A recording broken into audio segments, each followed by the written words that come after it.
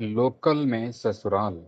मेरी माँ कहती है कि एक बार बेटी ब्याह कर पियर से विदा हो जाए तो वह पराई हो जाती है। फिर चाहे उसकी ससुराल पड़ोस में हो या कहीं दूर देश में, बेटी हर सूरत में मायके से दूर हो जाती है। पर मेरी सासू माँ का अलग ही फलसफा था। वे राधा दीदी के लिए सिर्फ लोकल में ही रिश्ता तलाश करती रहती। राधा दीदी हम सबकी प्यारी। उनका स्वभाव ही कुछ ऐसा था कि घर के बाकी सदस्य ही क्या, मैं नेहा उसकी भाभी होकर भी उन्हें बहुत प्यार किया करती। उनका सरल सौम्य व्यवहार सबको स्वतः ही आकर्षित करता था। पर इन दिनों उनकी शादी को लेकर घर में सभी चिंतित थे और सासू माँ इस बात को लेकर कुछ ज्यादा ही परेशान थी। राधा दीदी की उम्र काफी हो रही थी। अब उनके ब्याह में और देरी करना ठीक न था। सब दीदी की कुंडली को दोष देते रहते, पर मुझे मेरी सासू माँ की सोच में दोष नजर आता।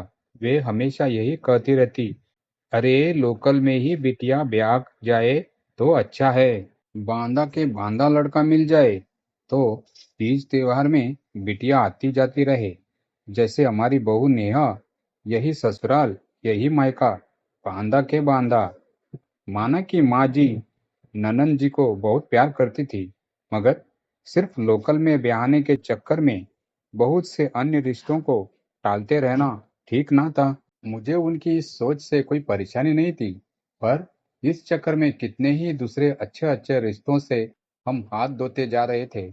मेरे पति कुंतल अपनी बहन के लिए रोज रिश्ते तलाशते, पर माझी रिश्ते की बात शुरू होने से पहले ही लड़के में 20 खोट निकाल देती।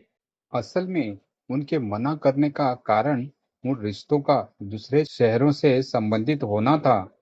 वे साफ साफ तो कुछ ना कहती, मगर अब हम सब उनकी मानसिकता से परिचित हो गए थे। लेकिन अब पानी सिर से ऊपर था। माँ जी को कैसे न कैसे मुझे इस लोकल में ससुराल वाली मानसिकता से बाहर निकालना ही था। फिर मैंने सोच लिया कि इस बारे में मैं राधा दीदी से बात करूंगी। वे सर्दियों से दिसंबर माह के दिन थे, जब सब छत पर धूप सेक रहे थे और राधा दीदी नीचे अपने कमरे में अपनी अलमारी के कपड़े व्यवस्थित कर रही थी। हिम्मत करके मैं राधा दीदी के पास गई। दीदी, आपसे एक बात कहूँ? हाँ भाभी, कहिए ना। आपको पूछने की जरूरत कब से पड़ गई? जो भी कहना है बेझिझक होकर कहिए। वे हमेशा की तरह मुस्कान भरे अंदाज में बोली, दीदी, क्या आप भी चाहती है कि आपकी शादी सिर्फ इसी शहर में हो? हाँ, माँ का मन है तो मैं भी उनके मन के मुताबिक ससुराल चाहती हूँ। और इसमें हर्जी क्या है? लोकल में मायका और ससुराल होने के अपने ही मजे हैं, है ना भाभी? वे कपड़ों को तय करती हुई बोली, दीदी, मैं आपकी भाभी से ज्यादा आपकी सहेली हूँ, आपकी हितैषी हूँ। और एक सहेली होने के नाते आपसे अपने मन की एक बात कह रही हूँ। भाभी, ऐसी क्या बात है जिसके लिए आप इतनी लंबी चौड़ी भूमिका बांध रही है? अरे, बेझिझक होकर कहिए ना भाभी। यह कहती हुई वे फिर मुस्कुराई, दीदी, क्या फर्क पड़ता है अगर किसी दूसरे शहर में बेटी की शादी हो जाए तो? बल्कि लोकल में ब्याहने से ज्यादा बेहतर है दूसरे शहर में ब्याहना। अब मुझे ही देख लो, माना कि हर सावन हर छोटे बड़े उत्सव में पिहर जाती हूँ, पर कितनी देर को? घंटे, 4 घंटे को बस। कब से मायके में एक रात नहीं रुकी मैं। जब भी पियर जाती हूँ, किसी न किसी बहाने से यहाँ बुला ही लेते हैं आप सब मुझे। राधा दीदी अब अपना काम रोक कर मेरे पास बैठ गई और आज मैं भी खुद के मन के सैलाब को रोक ना पाई। मैंने वह सब कह डाला जो कुछ भी मेरे भीतर था। मेरी बहनें जब भी आती है 8-10 दिन रुकती जरूर है मायके में। मेरी सारी सहेलियां भी मायके में खूब मजे से रहती है। माना कि वे साल में एक आधा बार ही आती है, मगर मायके में कुछ दिनों तक रह तो पाती है। सच कहूं तो उन सब को देखकर मुझे भी यही लगता है कि काश मेरी शादी भी किसी दूसरे शहर में हुई होती, तो शायद मैं भी कुछ रोज को ऐसा कहती हुई मैं रुआसी सी हो गई और दीदी ने मेरे मन के भाव संभालते हुए मुझे कसकर अपने गले लगा लिया। तभी मैंने अपनी बात को संभाला। दीदी, आप गलत ना समझे, मुझे आप लोगों से कोई शिकायत नहीं है। मैं तो बस माँ जी की इस अजीब सोच को बदलना चाहती हूँ, ताकि आपके लिए अच्छे रिश्तों के और भी विकल्प खुल सके, बस। दीदी ज्यादा कुछ न बोली और मैं अपनी बात कहकर वापस आ गई। दूसरे दिन सुबह सासू माँ ने सभी घर वालों के सामने एक घोषणा कर दी। नेहा कल हफ्ते भर को अपने मायके जा रही है और अगर उसका मन हो तो वह वहां और भी ठहर सकती है। ऐसा तो मेरी शादी के बाद सिर्फ तब हुआ था जब मैं नई नई दुल्हन थी, तभी मैं 10 दिन को मायके गई थी। मैं अचंभित थी। मैं समझ गई थी कि यह माँ जी नहीं बल्कि उनका गुस्सा बोल रहा है। मुझे आज यह जानकर बहुत बुरा लगा कि राधा दीदी ने मेरे खिलाफ माँ जी के कान भरे हैं। मैं तो बस अच्छी भाभी होने का फर्ज अदा कर रही थी।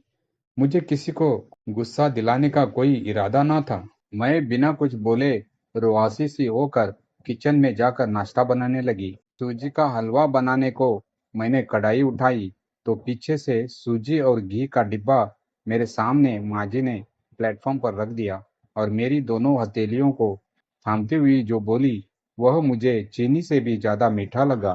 बेटा, मैं इस बात को लेकर खुश रहती थी कि तुम्हें रक्षाबंधन, भाई दूज जैसे तीज त्योहार पर पिहर जाने को मिल जाता है, पर मैंने यह कभी नहीं सोचा कि वह तुम्हारा पियर है, ना कि किसी जान परिचित का घर, जहाँ घंटे 2 घंटे बिताकर लौट आओ। वहां तुम ठहरना चाहती होगी, उस आंगन में कुछ पल सुकून से बैठना चाहती होगी। माँ जी, ऐसा कुछ नहीं है। मैं तो बस दीदी को। उन्होंने मेरी बात सुने बिना ही मुझे बीच में रोक दिया। बेटा, कभी कभी तब तक हम दूसरों की मनोस्थिति को नहीं समझ पाते जब हम खुद उससे नहीं गुजरते। आज तेरी ननंद मुझे बड़े बड़े उपदेश दे रही थी। कह रही थी कि भाभी को 2 दिन भी मायके में रहने को नहीं मिलता। ऐसी लोकल की ससुराल का क्या फायदा। सच कहूं तो आज उसने मेरे बंद दिमाग का ताला खोल दिया। उसने, देख बहू, तू कल के कल मायके जा और कुछ दिनों को अपनी माँ बाप के साथ रह कर आ। माँ जी, पर राहुल और रूही का स्कूल, इनका ऑफिस। मैंने अपनी जिम्मेदारियों की लंबी लिस्ट माँ जी को थमा दी। मैं देख लूंगी सब। इतनी भी बूढ़ी नहीं हुई तेरी सास, और राधा भी तो है। तुझे ज्यादा फिक्र हो तो बच्चों को साथ ले जाओ, वहीं से स्कूल भेज दिया करो उन्हें। अब लोकल में ससुराल और मायका होने का कुछ तो फायदा उठाओ नेहा। माँ जी इतना कहती हुई सबके साथ लिविंग रूम में बैठकर चाय पीने लगी। तभी किचन के दरवाजे से टिकी राधा दीदी मेरे पास आई और एक सकारात्मक मुस्कुराहट देने लगी। मुझे उनको लेकर अपनी सोच पर पछतावा हुआ। दीदी हलवे को टोकरियों में परोसने लगी और मैं बाहर नाश्ते की टेबल पर होती सबकी बातें सुनने लगी। लोकल वोकल का चक्कर छोड़ो अब, जहां अच्छा लड़का दिखे शादी तय कर दो। अरे, अब तो लोग दूसरे शहर में क्या, दूसरे राज्यों और विदेशों में भी बेटी को ब्याहने लगे हैं। माँ जी की बातें उनकी बदली हुई मानसिकता को दर्शा रही थी। सच ही तो है, पीहर दूर हो या पास, इससे कोई फर्क नहीं पड़ता अगर ससुराल मेरे ससुराली सी हो, बहू के मन को समझने वाली। यह सोचती हुई मैं फिर से राधा दीदी के गले लग गई, जो परोसे हुए हलवे को सूखे मेवे से और दिलों को तलल प्यार से सजा रही थी। और कुछ ही दिनों में राधा दीदी के लिए लोकल में एक अच्छा रिश्ता आया और राधा की शादी हो गई। तो दोस्तों, आपको ये कहानी कैसी लगी, कमेंट करके जरूर बताइए। कहानी अच्छी लगी हो तो प्लीज वीडियो को लाइक करें, शेयर करें और हमारे चैनल कहानी कुंज वॉइस को सब्सक्राइब जरूर करें। Thank you.